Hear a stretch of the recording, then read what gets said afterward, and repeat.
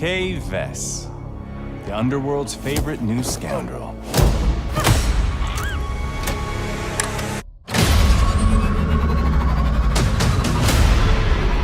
This is your one shot. A safe filled with 157 million credits. And I can get you inside. Get in. How about getting out? This job, it's a death wish.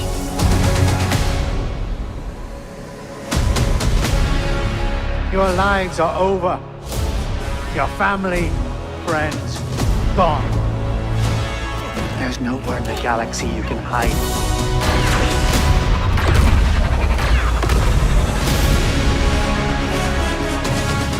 You want to live? Get in with the underworld's most dangerous syndicates. And pull off the greatest heist the Outer Rim has never seen.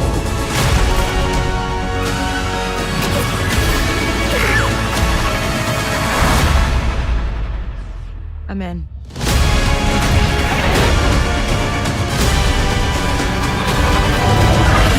My favorite archetype of Star Wars. So it's really giving you the keys to be part of the underworld, part of the galaxy of Star Wars on your terms. I love the sound of it because you're right. This is a brand new experience for a lot of players. We've had tales about Force Wielders before, but the Scoundrel is so important to Star Wars in general, and now to finally play as one is incredible. And we've seen a bit of Toshara, we've seen a bit of Tatooine. You've picked some great locations for the game, but now we're going to get a little look at the planet Akiva, right? Yes, absolutely. So this is the first time we really dive into Akiva. And Akiva was only ever featured in a series of books called Aftermath. So we're the first to take those words and to transform them into something lush, beautiful, complex. Yeah. And complex not just in scenery, but also in the politics, the dynamics that are happening. You'll be able to see while Kay runs around the streets of Mira, the main city. It's very beautiful. It's gorgeous. Yeah. But it's also corrupt. And you'll see that there's stormtroopers, there's an Empire presence, and the Pikes and the Hutts are also fighting it out. So Empires and Syndicate presence within the city, within the planet as a whole. Well, we'll get onto the Syndicates in just a sec, but as I've heard from you before, speaking about the game, one thing your team's really proud of in particular with Star Wars Outlaws is those hubs of where Kay can get her intel, and that all starts with cantinas. Now, the cantinas that we have on Akiva, very different to the ones we have on Tatooine. Tell me a bit about how you go in designing these to make sure they feel like Star Wars cantinas, but also reflective of the planet or moon that they're on. Absolutely. So the cantina is this flashpoint of everything that makes Star Wars special. And the approach, the design philosophy that we worked with Lucasfilm Games really allowed us to understand the simplicity, relatability, and yet difference that all of these locations can take. So, for example, in the real world, you have jazz bars, you have Korean barbecues, you have all of these different types of location. So each one of these had to have a different type of vibe. Here in Akiva, it's a tropical tiki bar. So that's the vibe that we were going for there. Sounds great, and it's obviously a great place to meet up with these crime syndicates and get some jobs. How do they make an impact on the game? So, of course, this is a game about the underworld of Star Wars. And there are 4 main syndicates. There's maybe more, but there are 4 main syndicates that you'll be dealing with.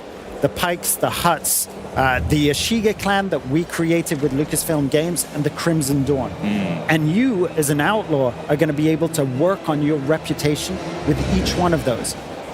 Doing jobs for some, betraying others, and building your profile accordingly. So very, very involved in your personal story throughout this adventure. That's incredible. So they will form a general structure that Kay can live out this story in, but how much agency do players have to maybe go off the beaten path, maybe take Kay down some slightly darker routes, or playing the good guy a bit? 100% up to you.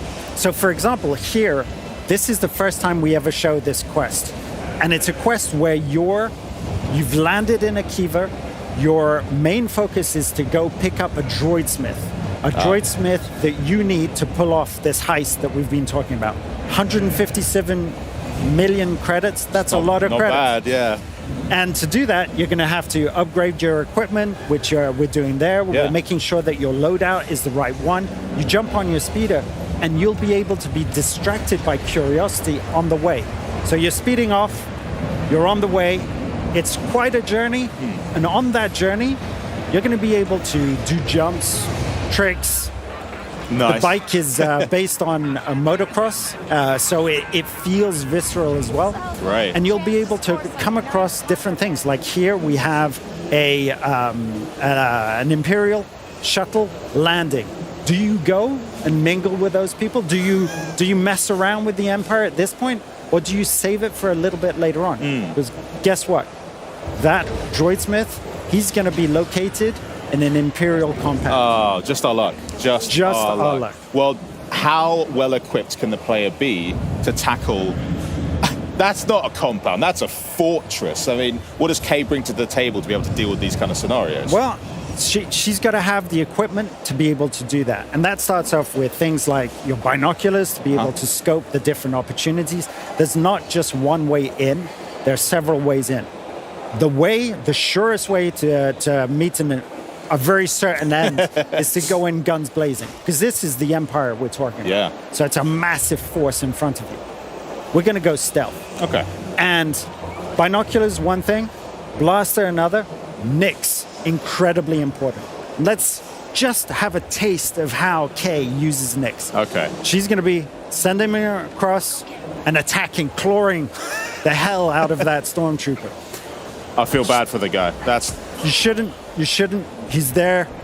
He's built for this. Okay, true. You take out the second stormtrooper, and now you have to hack through that laser barrier to be able to get into the gooey good stuff in the middle of that fortress. So there's quite a few different ways of engaging in a mission like this. Absolutely. What would happen if we did go in all blasters blazing? Would it be a big problem for us on this particular mission? This is an Empire compound, so that's going to be a real problem. Okay.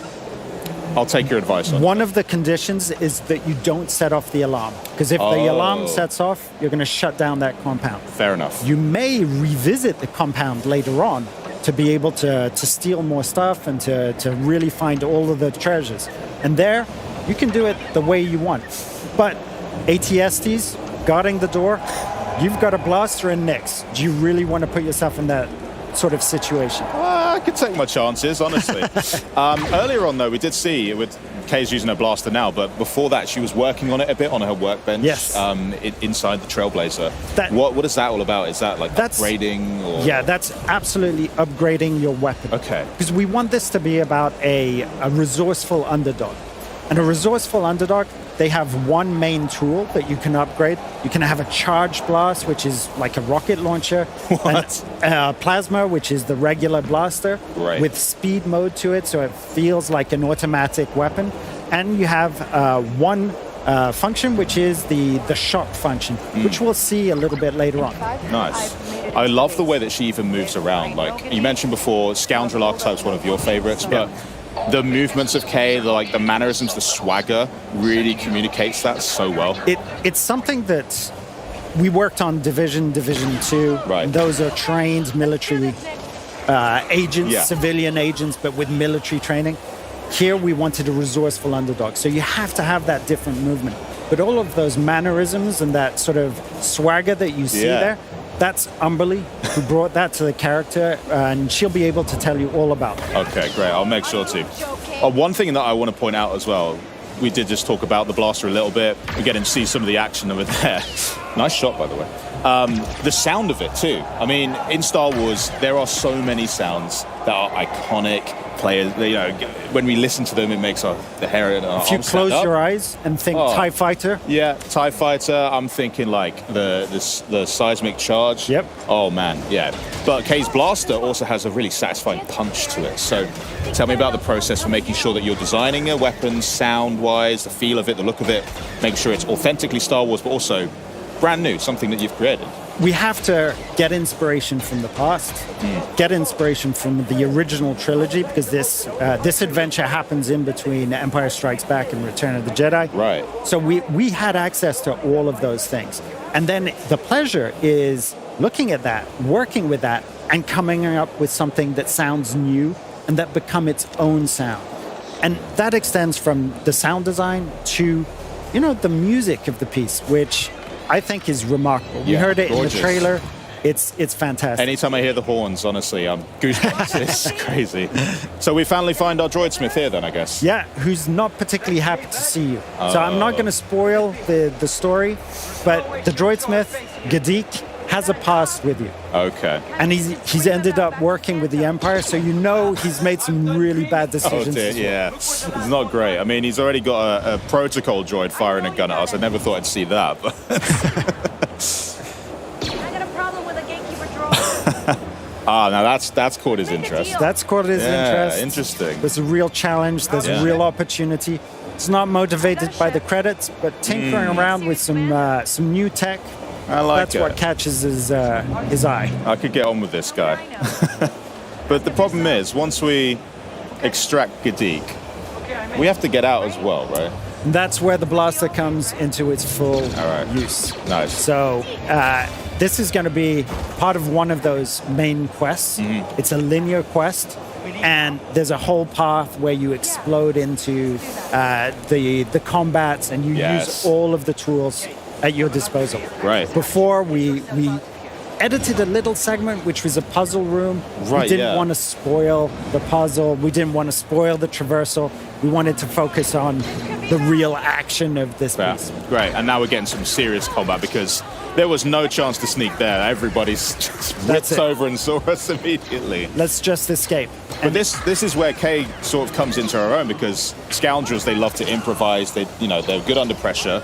And so I guess you're encouraging players to make sure they look around them, identify bits that are useful, send nicks out, play around with it a bit. All of those tools, you've got an adrenaline shot. If you recognize that, it allows you to slow time, pick your targets, and it's an automatic kill. Nice. That's a bit more of a problem, though. This guy's got a shield, and one of your modules will be able to disable that shield, opening them up for the deadly shot. Absolutely stunning. And that's it. You grapple hook out and escape the base. You make it seem so easy. I'm gonna try it, and it's not gonna be that. I wish I was playing this one. There's a whole team, and they've done an amazing job at capturing this one. Yeah.